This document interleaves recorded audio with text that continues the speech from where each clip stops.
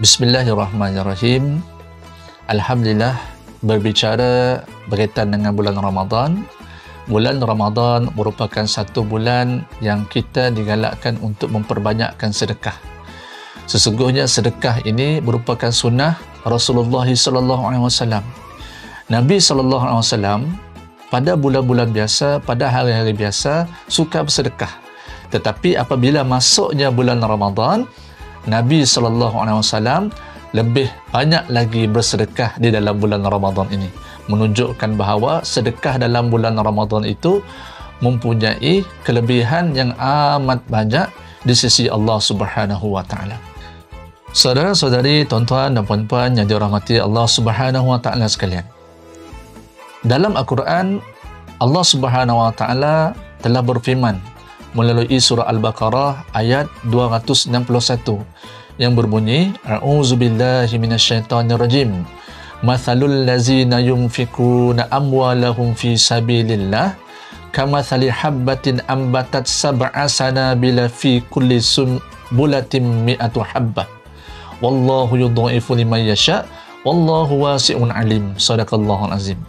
Yang mana maksudnya bandingan derma orang yang membelajarkan hartanya pada jalan Allah ialah sama seperti sebiji benih yang tumbuh menerbitkan 7 tangkai, yang mana tiap-tiap tangkai itu pula mengandungi 100 biji.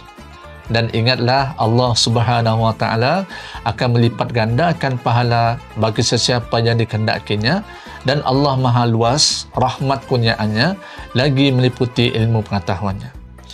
Justru daripada itu, dalam bulan Ramadan, marilah kita bersama-sama memperbanyakkan untuk bersedekah.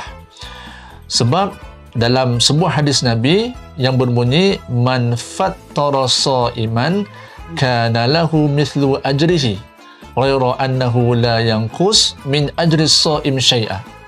Yang mana maksudnya, sesiapa yang memberi makan kepada orang yang berpuasa untuk berbuka puasa, maka dia mendapat pahala seumpamanya tanpa kurang sedikit pun daripada pahala orang yang berpuasa tersebut. Jadi kadang-kadang ada yang bertanya, macam ni nak bersedekah dalam bulan Ramadan, adakah memerlukan kepada sedekah yang banyak?